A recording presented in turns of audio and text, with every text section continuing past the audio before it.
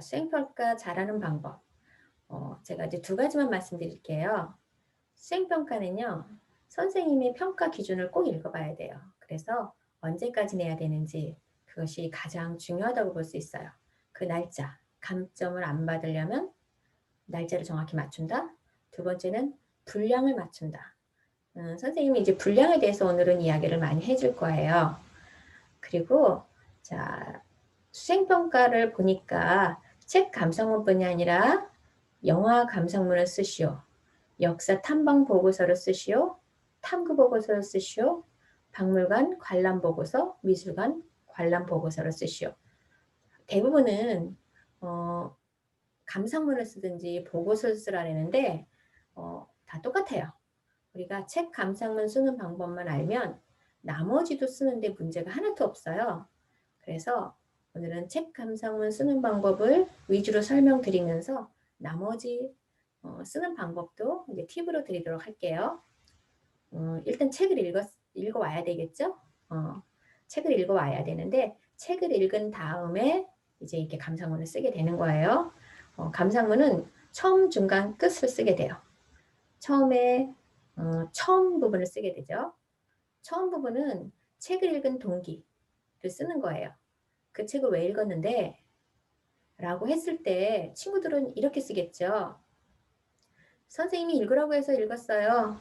숙제라서 읽었어요. 예, 맞아요. 그렇지만 그렇게 쓰면 안 된다. 우리가 이제 앞으로 쓸 때는요. 잘 보세요. 기가 수업 시간에, 국어 수업 시간에, 무슨 수업 시간에 무엇에 대해서 배웠다는 것을 써야 돼요. 예를 들어서 이제 공부를 안 해도 되는가라는 것을 배웠다. 이건 이제 선생님이 가정해서 쓴 거예요. 선생님이 빅뱅의 이야기를 해주셨다. 그 중에서 G드래곤의 이야기가 너무너무 재미있었다.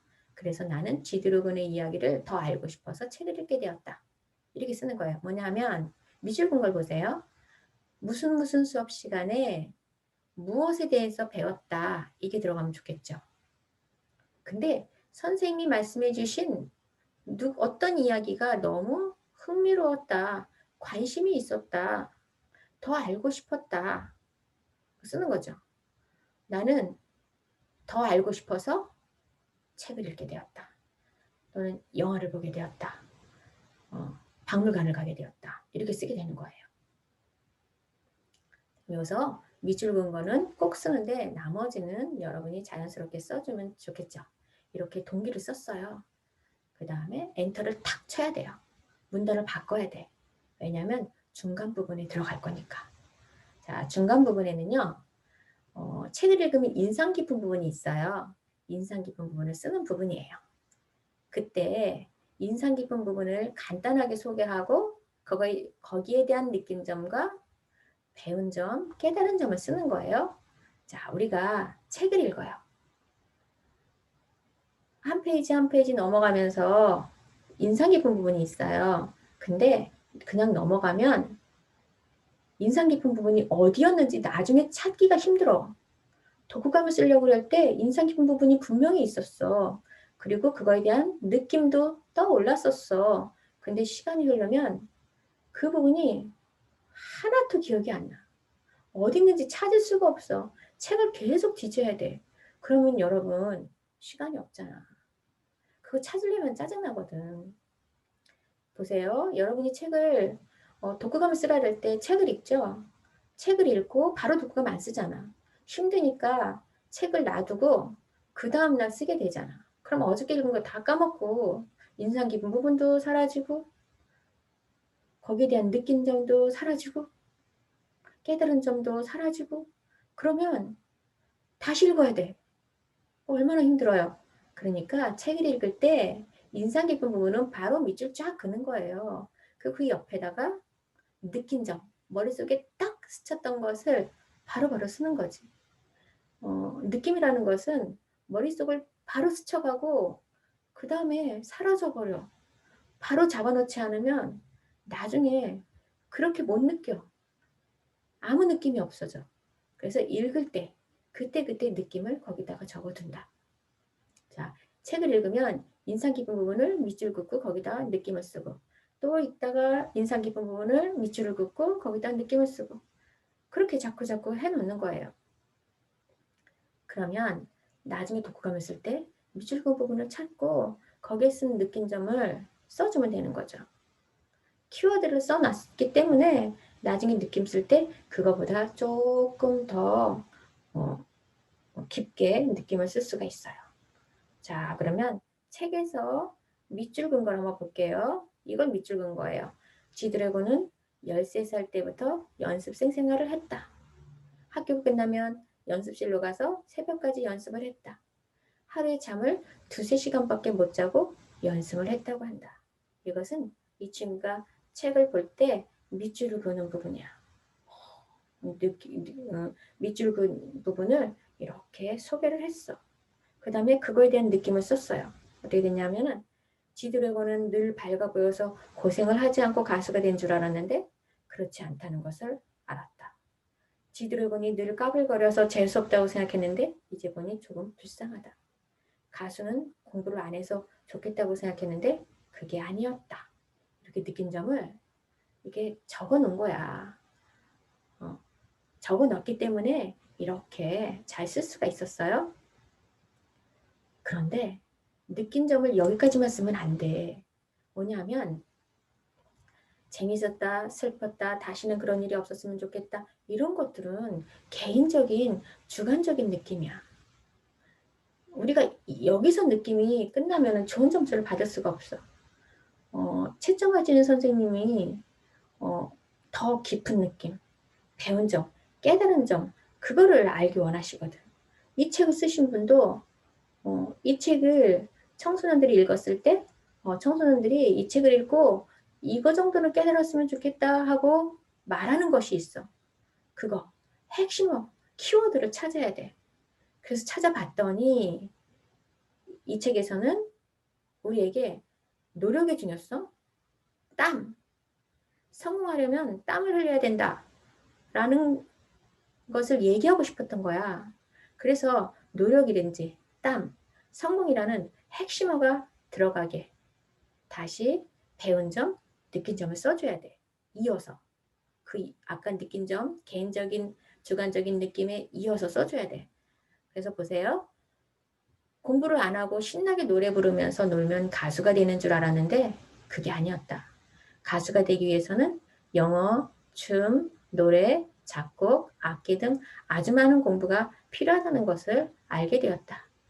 이 세상에 어떤 일이든 성공한 사람 뒤에는 땀과 노력이 있다는 것을 배웠다. 느낌이 여기까지 가야 돼. 그래야지 잘 쓴 독후감이 되는 거야. 자, 보세요. 인상 깊은 부분은 책에서 밑줄 긋은 부분이에요. 그 부분을 소개하는 거야. 이게 없이 느낌만 쓰면 도대체 무엇에 대해서 얘가 느꼈지? 라고 채점하시는 분이 잘 몰라. 이 느낀 점은 어디서 온 거지? 여기서 온 거야. 그러니까 책에서 인상 깊었던 부분을 소개해 줘야 돼. 그리고 거기에 대해서 나는 이렇게 느꼈습니다. 라고 써주고 그리고 여기서 이것을 배웠습니다. 까지 깊게 들어가 줘야 돼. 이게 한 세트예요. 그런데 아까 처음 부분하고 이 중간 부분에 여기까지만 쓰니까 A4 반장도 안 되네. 선생님은 A4 한 장을 꽉 채우라고 하셨는데 그럼 어떻게 해야 되죠? 예, 인상 깊은 부분을 더 찾아야죠. 인상 깊은 부분을 하나 더 찾아. 자, 아까 밑줄 긋은 부분이 이거 말고 또 있었을 거야. 그죠? 밑줄 긋은 부분 거기서 그 인상 깊은 부분을 또 이렇게 소개하고 거기에 대한 느낀 점을 쓰고 그리고 거기서 배운 점 이렇게 또 키워드 넣어서 핵심어를 넣어서 느낀 점까지 써준다. 이렇게 2개 쓰고 그래도 양이 부족해. 그러면 하나를 더 쓰고 우리 아까 책을 읽으면서 인상 깊은 부분 밑줄 많이 그어놨으니까 그 중에서 내가 쓰고 싶은 걸 골라서 쓰면 되지. 그럼 이제 원고지 아니야 A4 한 장이 다 찼어. 자, 그 다음에 이제 엔터 딱 쳐야죠. 여기서 이게 한 세트야. 여기까지 1번, 2번, 3번이 한 세트고 엔터 딱 쳐서 문단 바꿔요. 하나 또 인상 깊은 부분 더 써요. 1번, 2번, 3번 인상 깊은 부분을 더 쓰고 또 엔터 탁 쳐서 문단을 바꿔. 또 하나 더 쓰고 또 하나 더 쓰고 이런 식으로 할 때마다 엔터를 딱 쳐서 문단을 바꾸는 거예요. 그 다음에 맨 마지막으로 아까 부분에서는 이 한 세트의 느낀점이 인상 깊었던 그 부분에 대한 느낀점이었잖아. 또 두 번째도 마찬가지로 인상 깊었던 부분, 그 작은 부분에 대한 느낌, 또 그 작은 부분에 대한 느낌이잖아. 근데 이제 맨 마무리에서는 전체적으로 느낀 점, 배운 점, 내 생각을 쓰는 거예요. 자, 뭐라고 쓰나 볼까요? 빅뱅의 이야기를 읽으니 나는 지금까지 너무 편하게 살아온 것 같다. 이제 2학년이 되니까 나도 이제 무엇을 해야 될지 찾아봐야 하겠다. 그리고 조금씩 나의 미래를 위해 노력을 해야 될 것 같다. 자, 이렇게 전체적인 느낌, 전체적으로 배운 점, 내 생각을 쓰는 거예요. 이건 좀 짤막하게 썼는데 예를 들어서 속담, 격언 이런 걸 넣어서 써주면 더 멋지겠지. 말콤 글래드웰의 1만 시간의 법칙이라는 것이 있다. 무엇이든지 전문가가 되려면은 그 분야에서 1만 시간 이상의 노력이 필요하다고 한다. 지드래곤은 얼만큼 노력했을까? 이 책을 읽으니 아마도 2만 시간 또는 3만 시간 노력을 한 것 같다. 이렇게 더 적어줄 수가 있어요. 지드래곤의 이야기를 읽으니 나는 지금까지 너무 편하게 살아온 것 같다. 이제 2학년이 되니까 나도 이제 무엇을 해야 될지 찾아봐야 되겠다. 그리고 조금씩 나의 미래를 위해 노력을 해야 될 것 같다. 이렇게 써도 되고 덧붙여서 이번 겨울방학을 맞아서 나는 무엇을 해야겠다. 이런 식으로 써주면 되는 거예요. 지금까지 여러분에게 수행평가를 잘하기 위한 그런 독후 감상문 쓰는 방법에 대해서 말씀드렸어요. 네. 수고 많으셨어요.